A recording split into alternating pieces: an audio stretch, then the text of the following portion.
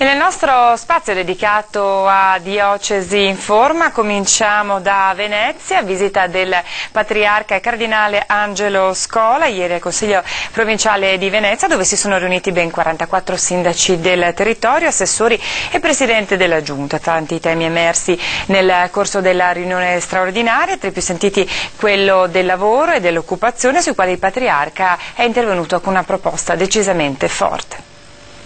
Io personalmente resto convinto che il richiamo della dottrina sociale della Chiesa a mantenere sempre in primo piano il soggetto del lavoro quando si affrontano i problemi della trasformazione del mondo del lavoro resti oggi più che mai valido. Mi sono anche permesso di richiamare una possibile direzione di cammino, una tra le altre però per me importante, ed è l'intuizione del grande filosofo della politica Maritain che è giunto il momento, che a me sembra giunto il momento di applicare oggi, di far partecipare gli uomini del lavoro agli utili di impresa. Questa credo io possa rappresentare una strada che ci accompagna